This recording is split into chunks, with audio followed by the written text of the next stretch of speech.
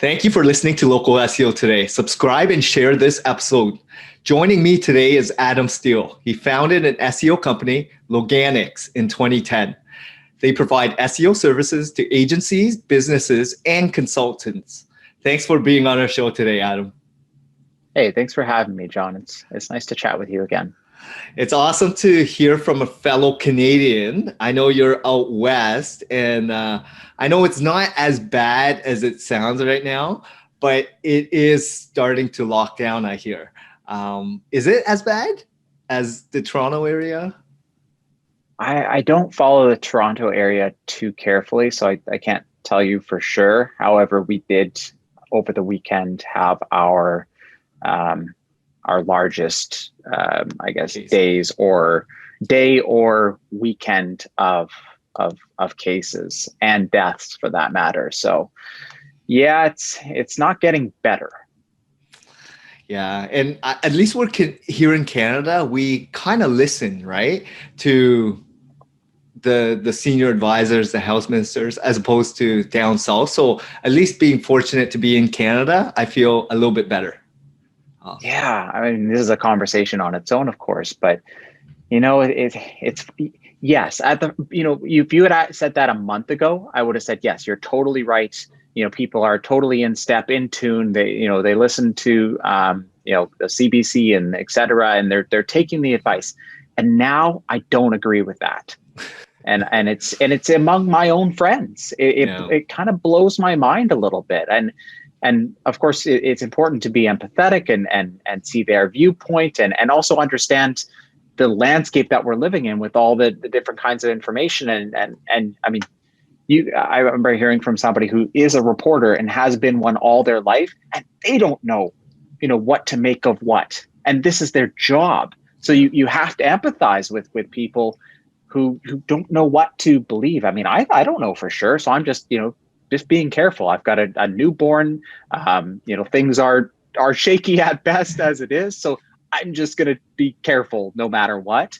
Yeah. But yeah, anyhow, it's a weird reality. Yeah, I mean, it's a weird world we're living in. It's definitely been an interesting 2020. So I'll get right into it. And if you can share with the audience members a little bit about yourself, maybe a backstory about how you got started in this SEO journey and a little bit about your agency. So if you can just start, Adam, that would be great. Sure. So Loganics, the quote unquote agency, serves generally agencies and in-house teams. So in-house marketing teams for companies.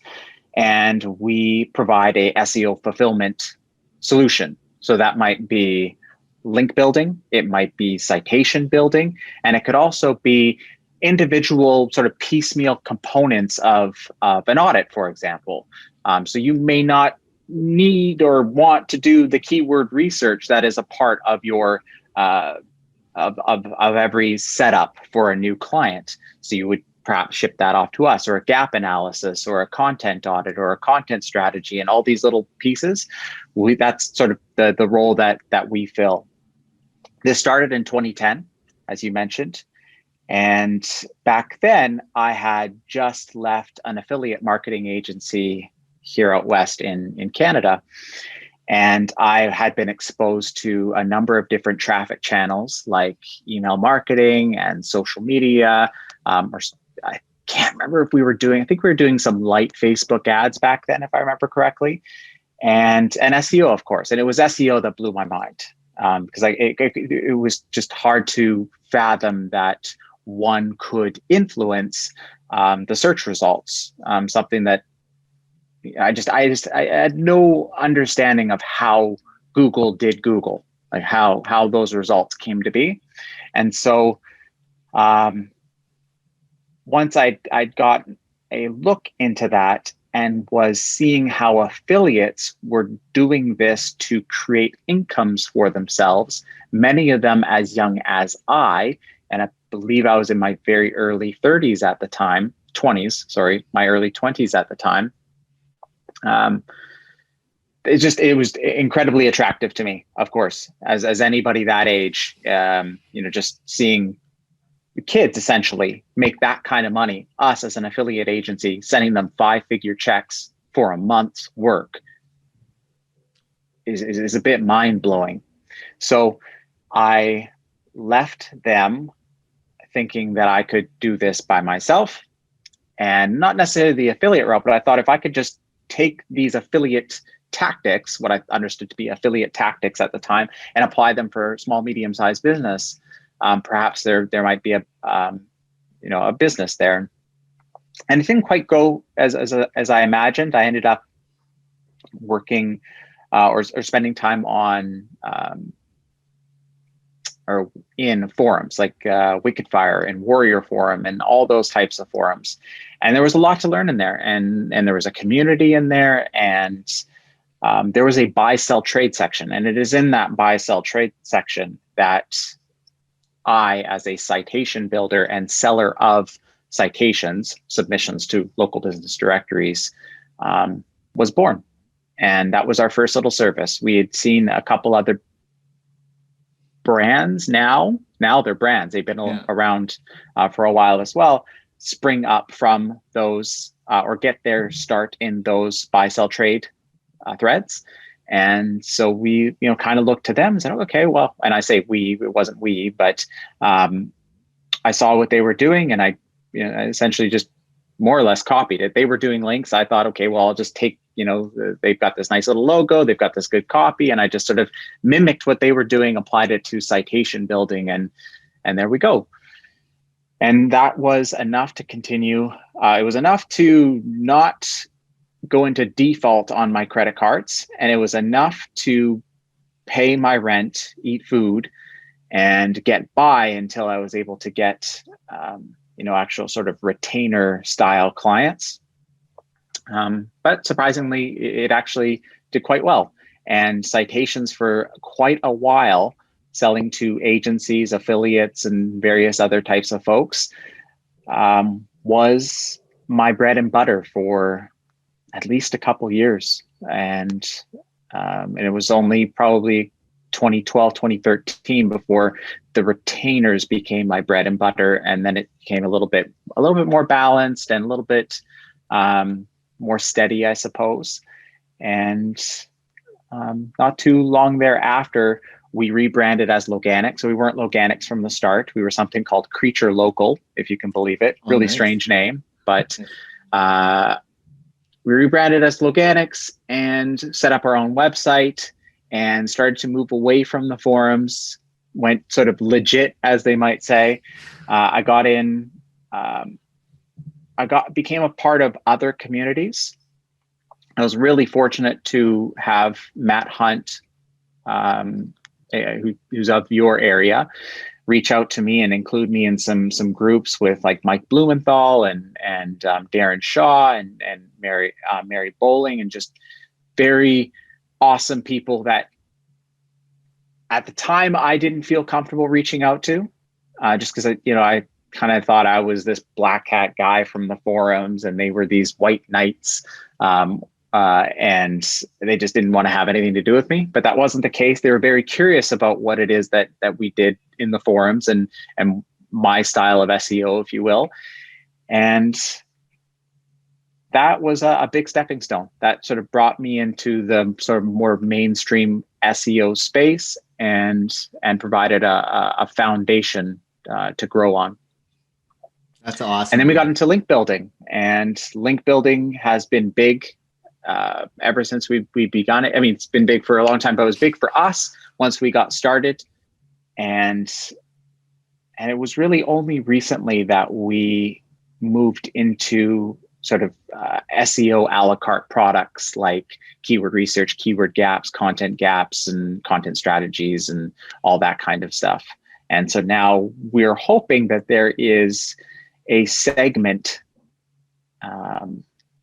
of agencies, of in-house, that maybe don't feel that they need to do all that grunt work, I suppose, and may feel that they would prefer to just analyze that data. Because we have all these tools, we have Ahrefs and whatnot, and inevitably we grab that information, we shove it into a spreadsheet, we spend all this time massaging it so that it's intuitive, and then from there we build on a strategy. And so I'm hoping that perhaps we can fill this gap where we do all the grunt work, we put it into the sheet, we massage it into sort of the way that you would do it if you had the time to do it, and then you can focus on the strategy component and sort of the more exciting bits.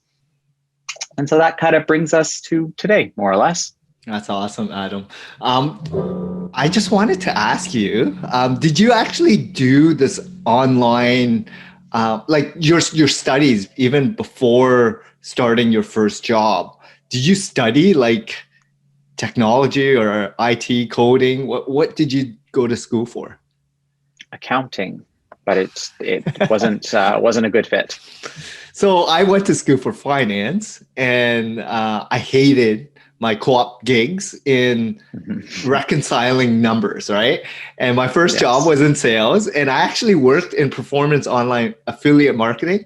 Cool. And I did that for a couple months. I didn't really enjoy the type of people I was surrounding myself with, because they were more the dating sites and pills and all that stuff, right? But it was interesting, to say the least. Like I was able to learn a lot about, like you said, retargeting ads, emails, and banner ads, affiliates, everything. So it's interesting that you dabbled in there, and I kind of dabbled in there as well. So it's a good place to start. You get exposed to so many different types of things and different types of offers and advertisers and publishers. And I certainly would not have ended up where I did had I not worked on the affiliate side of things.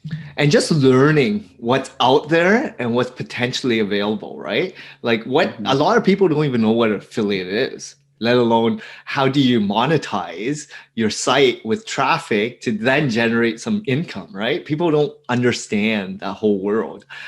So at least just learning about it, it just opens up a lot of opportunity. And I think it encourages you to start your own site, and I always, when I'm looking for folks to hire, one of the first questions I ask them is like, what show me your site. How have you ranked your website?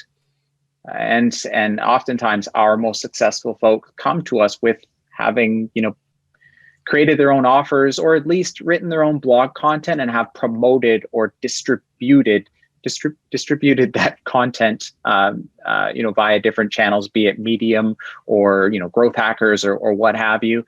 So I can kind of see that they how their mind works a little bit, and they've got, boots on the ground a little bit. And so I'm very grateful for that early experience, because they had basically given me free reign. I created my own sort of coupon site, and what was it, couponsformoms.com Nice. or something to that extent. And I know, it was such a good way to get going. I always recommend new SEOs, create your own site, create your own offers, or find some other offers. It doesn't necessarily need to be an affiliate type thing. You create a little digital product and push that. So it's the best way to start, I think. Yeah, that's awesome, man. So in terms of like your career path, right? You basically just started doing citations and then you went into Loganics, right? Was there a lot of like learnings that you had to overcome? Like, because early days, like you mentioned, it was really just bootstrapped everything to get to where you are today. How hard was it? Like just trying to find customers to then pay you, to then pay the bills, to then sort of scale. It's hard to remember now. It's a big blur. A little bit. I don't remember how hard it was. I'll tell you what I do remember. I remember in the earliest months, I was still I was dabbling a little bit in the affiliate stuff and just trying to figure out that the tech. Nowadays we have all kinds of software solutions for a lot of these things, but back then you had to have a little bit of technical expertise to figure out things like creating a tracking link, for example, and tracking spend to your offers, and getting set up in Facebook ads, and where do you go to create your graphics, and are you going to pay someone to create your graphics, or do you we didn't have Canva back then, so you create your own graphics, and how do you create, what graphic stands out? You just had to learn all of this yourself, and there were great resources, I have to say, within the forums and otherwise. But I remember, I don't even know if we had Drive back then, like Google Drive. I think it's possible. I know for a fact that we used FTP. We just uploaded stuff via FTP. So, my first team member was in the Philippines, and I would upload, or he would when he was done with an Excel file, he would upload it to FTP, and I would download it from FTP, and then I would send it to a client or what have you. So all of our files were stored that way. And how strange now looking back at it. Building my own website. Of course, you had to learn WordPress, and before then I had one of those website builders. I can't remember what it was called, but I remember when my friends were out. This is very cliche, of course, but when my friends were out at the bar, I was in this dungeon of a room, which had mold, no doubt about it. No doubt about it. I shaved off a couple years of my life, and I was just working on building this. It wasn't Dreamweaver type website building, but it wasn't too far from Dreamweaver. And I was just, a pixel here, moving it a pixel there, trying to line up things, and then writing my copy. And it was, there were a lot of late nights. And as things started to get going, I remember multiple nights staying up all night, and just, I remember the sun coming up, eating some breakfast and getting started again, and then trying to have a nap in the afternoon, and then keep going, just no sleep whatsoever. And there's a lot of stress. I remember trying to take a little vacation, but ending up working the entire thing. There was I don't remember. I just remember little moments. I remember, going to a grocery store and of course my card insufficient funds. I remember that happening a few times for like an anniversary dinner, which was really sad, really quite sad. Did the girl stay with you, or did you? Yeah, did she become your wife? She did. She did. She didn't become my wife, but she did stay with me for a little longer, anyways. It can only happen so many times, right? Yeah, that's awesome. They were. No, these are similar stories I hear from a lot of entrepreneurs, right? And people don't get it. They don't realize how much hard work, how much determination, and how much grit you have to go through, how many hours you put in, how stressful those days were to become who you are today. And everyone wants to be that person you are today, but no one wants to do the last 15 years of your life, right? To get to where you are. So it's funny to hear this, but it's the reality. Every business owner, unless you have started multiple businesses with very high success rate, or you're funded pretty heavily, if you're bootstrapping it, this is what I hear majority of the time, right? Myself included, you, and a lot of these business owners. So I love that. I love the honesty behind it, because that's the true business owner's journey, right? You have to learn. Some people get right? lucky. I've talked to some people, and they just kick butt right from the start. I don't know what's going on with them. Yeah, but that's got one some sort of different genes. But that's one in maybe like tens of thousands or hundreds of thousands, it's right? True. It's true. And how many of them don't even pass the first 5 years, right? Let alone the first year, right? So, that mindset of like getting through, going, like just plugging away, and that determination, right? Is so pivotal for a business owner. So growing up, did you imagine want to be a business owner? Like what did you want to do when you were in high school? I did. I knew that I wanted to get into business some way. I didn't know what it would be, although I did have one example in my life. A friend of mine throughout high school, his dad was involved in building software for I think building software for medicine and building software for real estate and a bunch of other things. And he was involved in the SEO space a little bit. So I just, I kind of, from very far away, I was just kind of watching what he was up to, but mostly just the lifestyle that they were leading. And it was attractive. I didn't really totally understand what he was up to, but it got me interested in business ownership because it just seemed to be working quite well for this fella. And so I had that sort of implanted in my mind as I went into college. But again, the accounting thing wasn't very attractive. However, it did.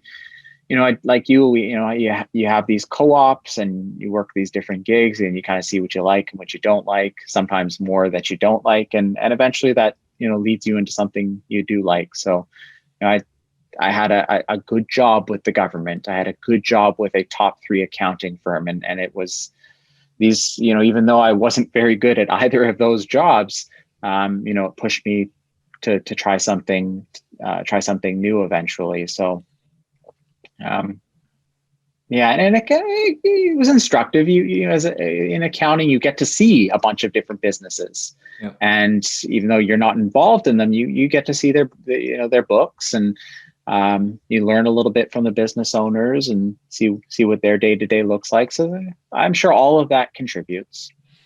Yeah, that's good to hear. In regards to like mentors or coaches, right? I know you mentioned like Matt Hunt allowing you to get into the community.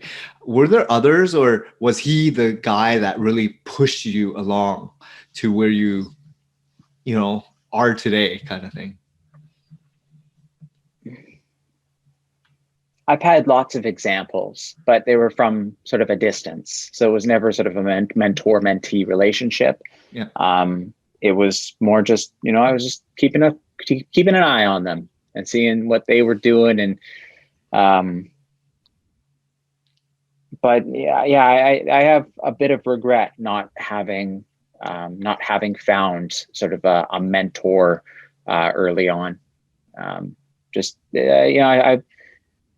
Maybe I just imagined that these things would sort of come about organically. But at the same time, I people are very busy, and a mentor isn't just going to seek you out. So, yeah, I think I would have done. I would have been much better off had I been able to had I spent some time looking for somebody that I kind of clicked with and that I might be able to provide value with in exchange for them providing some value to me. However, I've done coaching, for example, and I found that instructive and helpful. So, where I maybe didn't have a mentor or mentee, I did invest in certain coaching platforms and received, maybe not mentorship, but certainly instruction through those.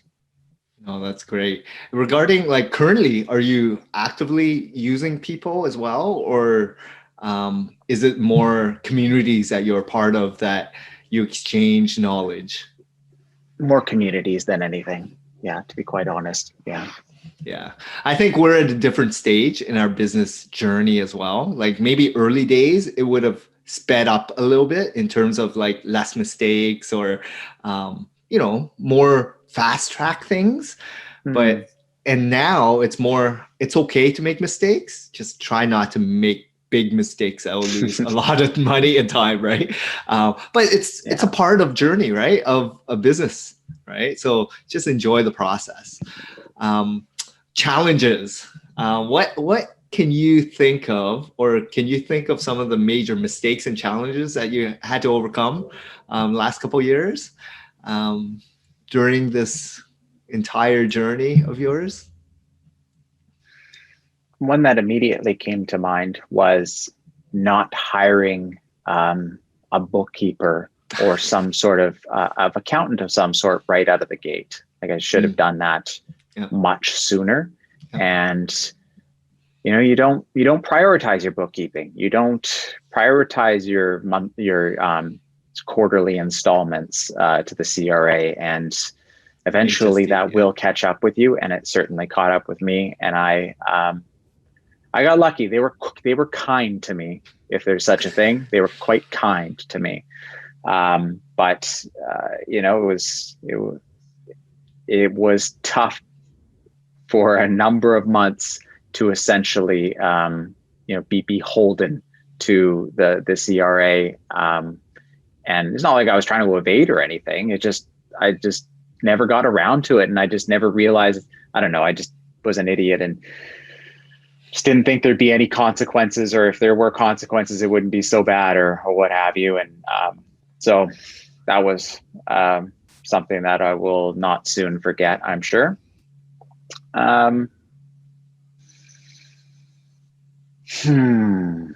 Because you were an accountant? Is that the reason that maybe you studied accountant, you thought you didn't have to, or was it more an afterthought? Just delinquency. That's all. Okay. just I was like, I'd rather do anything other than this, and I will get my accounting done sooner or later, and or I could really use this money to invest in this software or whatever, and I can't put it towards taxes or just poor money management, all of the above, really. Gotcha. So these things have a way of catching up with you, and some years ago, at least 5, maybe 6, it did catch up with me, and that was about that's when I started listening. So that was a hard-earned lesson. There've been so many challenges, but it's hard to really point to any single one. By hiring early is a big thing, right? Like just making sure that whatever you don't enjoy doing, just find someone to fill it that actually enjoys it, right? Because or is just motivated. Yeah. Maybe not necessarily I don't think there's anybody on this wonderful earth that loves submitting to local business directories. But it's a part people of have job. to put food on their table. Yeah. And so my employee, or not technically employee, but I suppose contractor number 1, I mentioned earlier, from the Philippines, and he's still with us today, which is incredible. 10 years later, or at least 9.5. And he's still involved on the citation, not submitting the citations himself, thank goodness, but he's still involved on the local search side of things. And that was really learning how, and the only reason we got off the ground was because I learned that there was other markets out there where I didn't necessarily need to pay $25 an hour or $20 an hour. I was able to take advantage is the wrong phrase, but create a deal where they were happy with what they were making, and I was happy with what I was paying, and it was commensurate for the work that was happening, and it just helped me. Because I didn't feel like I could charge very much at the beginning, and then how much do you pay per citation? Not exactly much, right? So having that and learning about Odesk, which is now Upwork, in those early days saved my butt for sure.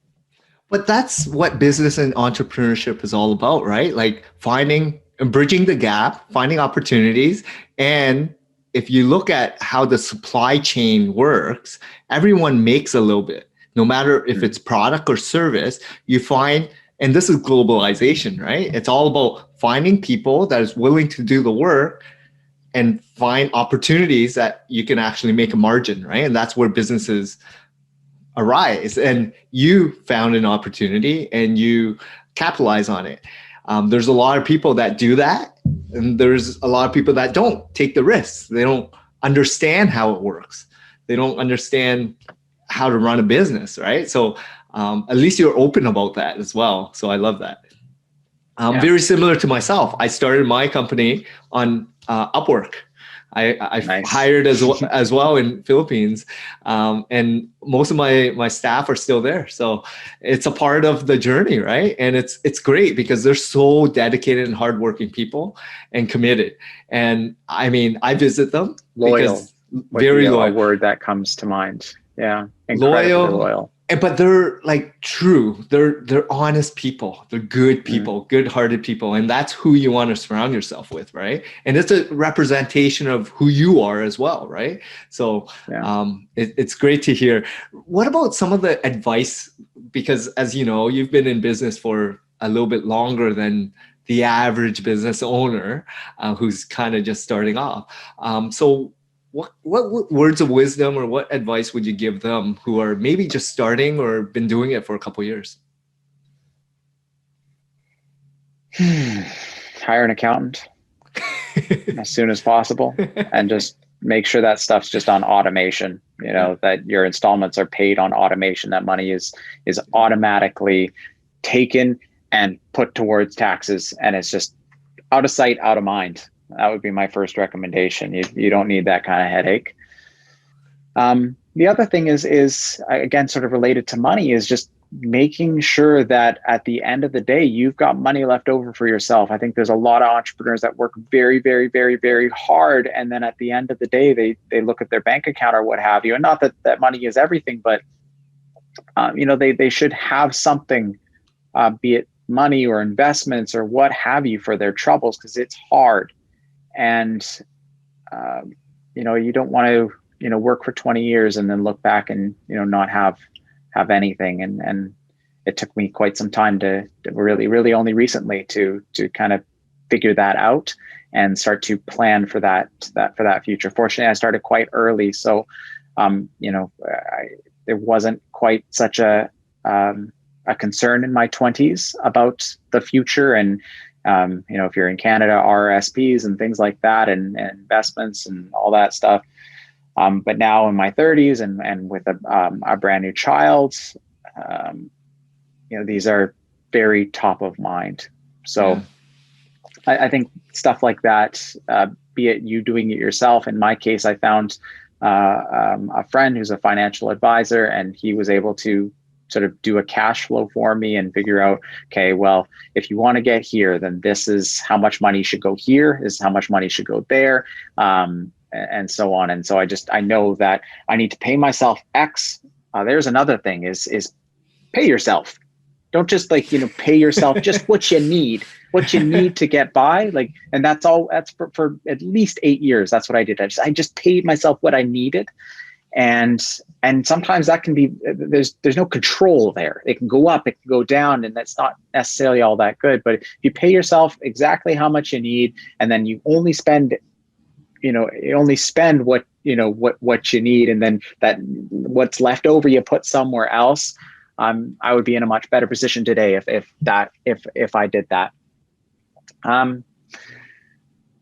I was anti-partner for a very, very long time. I would not even consider it. Not that I had a bunch of offers or anything, but I just didn't want the help, I guess. And I didn't want to share. And what I found later on, through sort of a pseudo partnership, nothing official or anything, is how much quicker you can grow by finding somebody who complements you and is able to pick up the slack where maybe you aren't so strong. And in Aaron, my partner now, he's much stronger on the finance side of things, so I don't have to worry too much about that. Yeah. And how much less stress I now have, because I don't need to think about making sure that, there's always X amount of money set aside for payroll. It's not a concern anymore. We are infinitely more successful because he's looking after that, and I can focus on what I enjoy, which is the product side of things. So I get to spend my days on the product side of things, which I have much less stress, which is very timely now that I have a new stressor. So I guess the lesson, I suppose, would just being a bit more open-minded to the possibility of other contributions to your business in the form of a partner or like a JV or what have you, because It won't work for everybody, and I mean, there are horror stories, I'm sure, but and it, despite having worked with him for 2 years in sort of a pseudo partnership before, and having done very well with him, it was still a big leap for me. It took me a while to get my head around it, and I guess my identity was so wrapped up in Loganics that to cut it in half essentially, and it just felt, and it was an incredibly stressful decision. But I am so grateful that I found him, and that he found me, and that it's working as well as it is. So that is a pretty transformational lesson for sure. And I love hearing how vulnerable you are in terms of like how raw that is, because being true to yourself and being honest to tell all the listeners about like where your biggest challenge was, like, yes, to let go, to give up some, you understood where your, I guess, gap was, where your not so strong strengths were, right? Like the bookkeeping, accounting aspect, and just letting go, let someone else who is that zone of genius, right? Hire them, make them full-time, pay yourself. All these things are, once, like I went through this maybe 5 years ago, right? Like I was like, look, I know my strengths. I know I'm good at XXX. Everything else, I can learn it, but I don't want to because I want to continue doing what I love, right? And I don't mind paying someone that will save me that stress, save me that burden, and that desire of me wanting to be in control of everything. I don't need to be in control of everything. Once you understand and let go and give other people more responsibility and let them figure it out, and then you become a true leader, right? Where you become more of a owner that's working on the business as opposed to in the business all the time.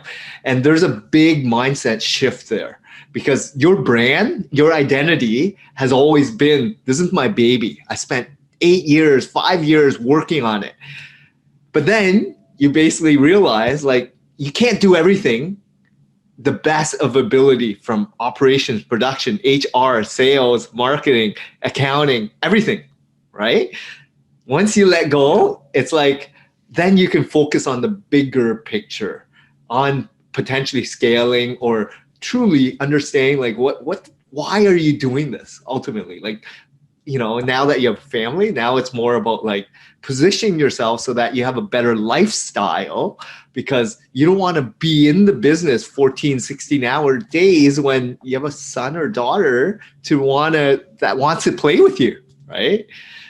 So controlling your time, because that entrepreneurial business that you've built should not dictate when to spend time in the business. You should be dictating when not to spend time in the business so you can do things that you are ultimately wanting to do, right? Yeah, they say something like, you're ideally, you don't work for the business works for you. Exactly. Yeah. So you need to make that shift, right? And it seems like you're in a pivotal point of slowly doing that. And I love hearing that, right? So I know when you're starting off, I know you mentioned like you were in forums and online communities. Did you ever do like live meetings with people, like networking and live events, or was it more digital? Very much digital heavy, and Okay. no particular, I'm not the type of individual that enjoys working a room and handing out business cards and that sort of thing. And so I think I gravitated towards digital because of that discomfort. And Gotcha. it was really only, and then I'm not particularly great at it now, but I do push myself more to do it. Maybe not this year, but in the couple years previous, and I'll do it in the future for sure. But to get out to conferences like Traffic Think Tank and what have you, because it's very valuable. Those connections are, I mean, we're talking because of that relationship, albeit one that we built very quickly.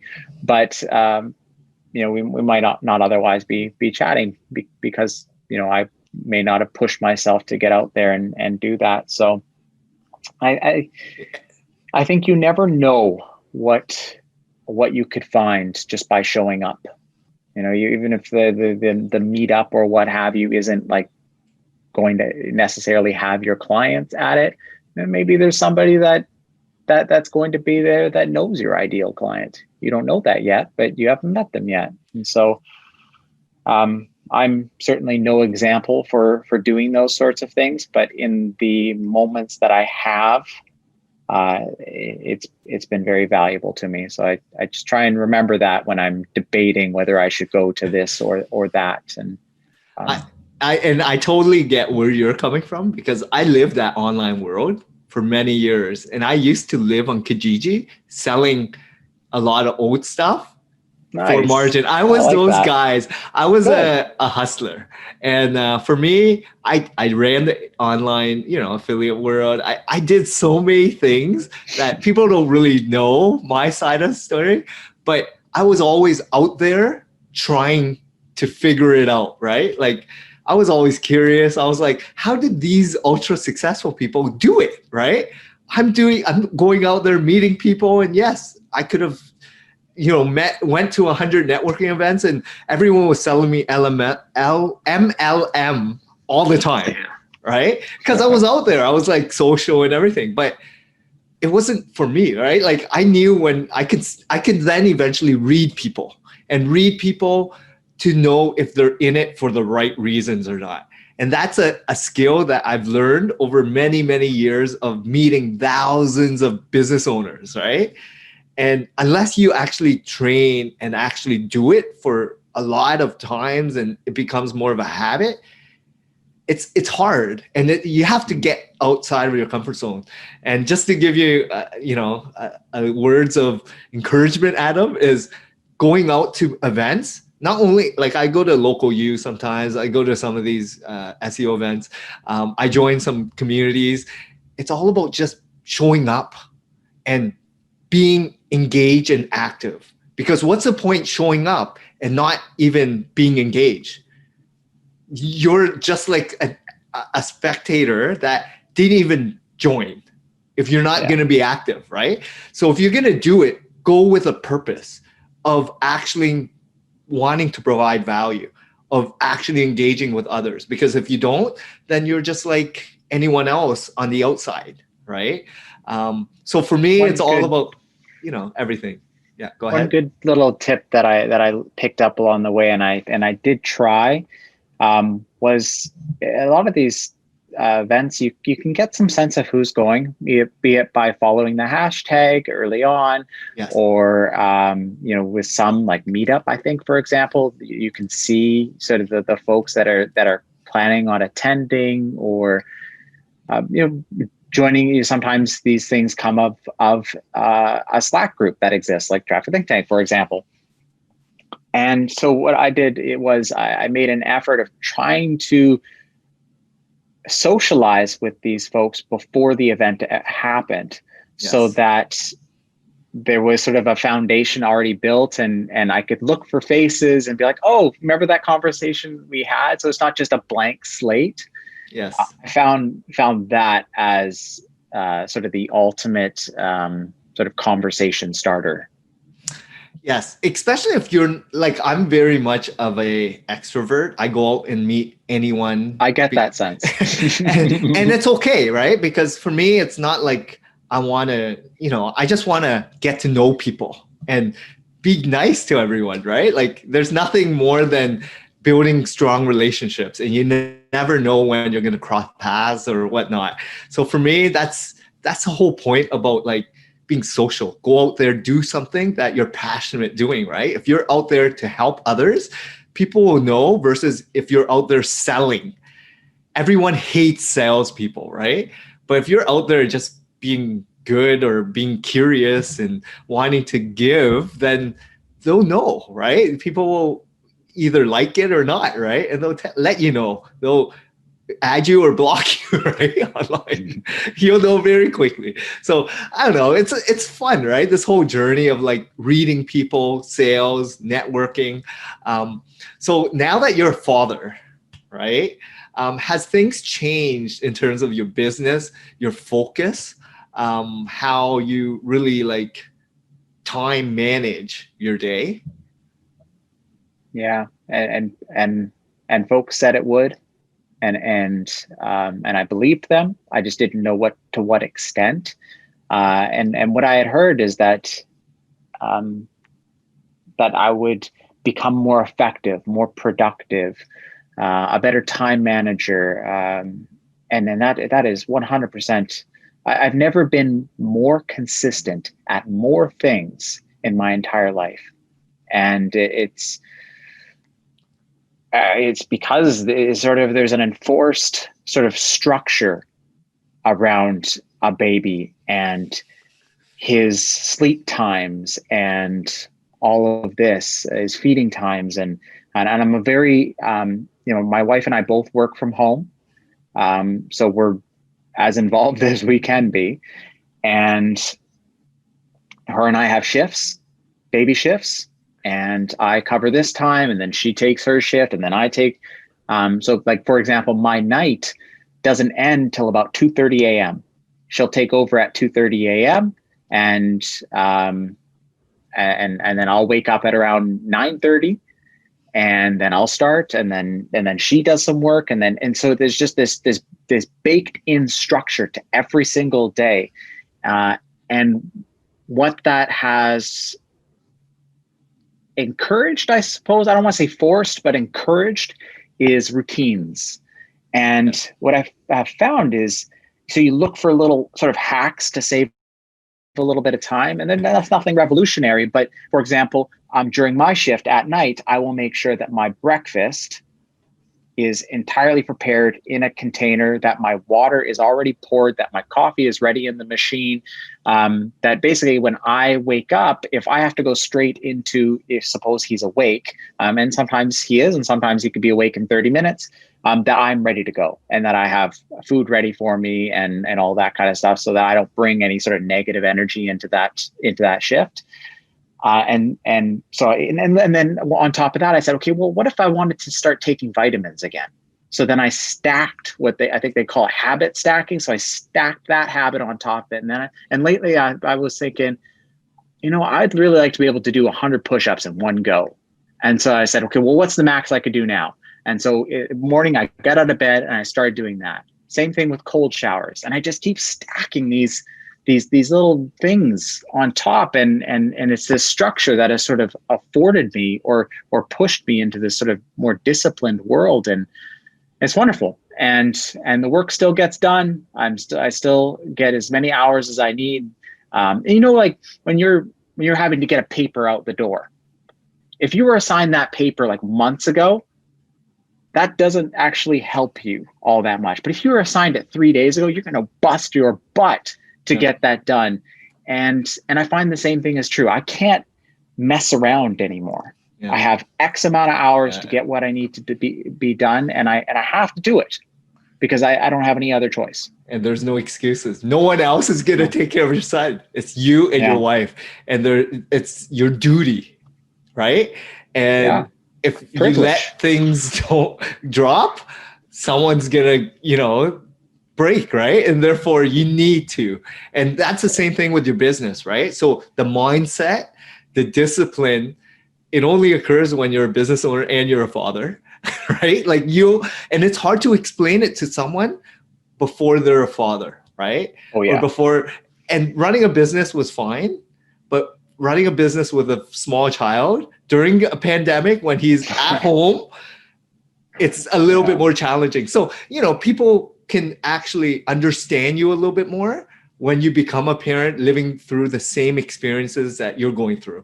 But until you're there, you can't even explain it to someone, or you can't even realize what they're going through. So I love hearing that, man. It's awesome. So where do you see yourself in the next 5 years, 10 years? Do you see yourself staying with Loganics, growing, scaling, selling? What What's your future like, Adam? This year was all about rebuilding the foundation of our business. So everything from the people to the SOPs to the website to the copy on the website, just getting everything tuned in. Our email marketing, we've been real lucky to hook up with some really intelligent consultants in each of those spaces. Yep. and have them do work for us instead of hiring internally. We just found that to be a much better option. And next year is going to be building the sales side of everything. So just now that we've got kind of so one of the reasons we this year we didn't focus too much on sales because we couldn't capture those sales properly with a good email sequence and all of that kind of thing. So now that that's in place, now we can really focus on the sales side of things. So maybe next year, we start doing webinars. Maybe next year we think about getting back on YouTube with videos and whatnot, or maybe we hire a salesperson instead of it just being myself and my partner. These little things. Now that we've got case studies, now we have collateral to give to people. These are all things we didn't have a year ago. So next year is going to be a big sort of setting up the growth engine, if you will. And then after that, I don't know. Maybe there's a sale in our future. I don't think we'd be opposed to it, but I don't think that the business is in a place yet that it would be super attractive, just because Aaron and myself are still so involved. So I think that the ultimate goal would be for him and I just learned about a business that recently sold in our space, and the owner, he says, before they contemplated selling, his wife and his kids just went to Europe for a month and just left the business in the hands of sort of their most senior staff, their sort of quote unquote GM. And essentially that was sort of a test. Are we ready? Could we sell this? Am I no longer needed in this business? And so I think something like that for my partner and myself, we find that person, or we train that person up so that him and I, and we build, the processes and teams and all that to get it to a place where him and I could just leave. That's awesome, man. I mean, you'll figure it out when time comes, but it sounds like there's still a lot of work. It sounds like you're still enjoying the process, because entrepreneurship, growing, scaling, hiring more for different departments, that's a part of growth, right? And you're going to have growing pains. There's going to be a lot of mistakes along the way, right? Hiring the wrong people, learning about the process, figuring out that funnel, right? It's the whole journey. It's the process, man. Just enjoy it. Take it day by day. Don't get too stressed, because everyone's going through it. It's not just you. Every business owner goes through the exact same thing, and they think they know what they're doing, but no one has a clue what they're doing half the time. And it's true, right? I speak to them all the time, and they're like, I just try to minimize the mistakes. I still make tons of mistakes every day, and it's part of it. Minimize the downside, as they say. Exactly. So how can some of the listeners get a hold of you, your business, and reach out to you directly? Loganix.com is probably the best route. Loganix.com is the business, is sort of the channel through which I communicate. I'm not super active on Twitter. I don't really know what to say, to be honest, most of the time. so I just don't say anything at all. And I'm in a lot of marketing Slack communities, so you can find me there as well. And I'm more than happy to answer any email if anybody had any questions. Adam, ADAM @Loganix.com. Feel very welcome to ask me any questions or whatever. Well, thanks a lot, Adam. It's been a pleasure having you on our show. It was great learning about your journey, learning about a little bit about your business. And I know you're a father now. Best of luck, because my ultimate thing is just be present. Just don't forget that he's now a part of you, and be the best dad. Be there for him, right? And that's being able to run a business to free up time to spend time with a kid has been the ultimate gift I felt in the last 5 years since my son's 5 now. And now I'm able to pick him up, drop him off, and and I disconnect at 5, right? And just be present with him, right? So I have that luxury. And I think that's, as an entrepreneur, just remember, not a lot of people have that privilege. So enjoy it. Thank you.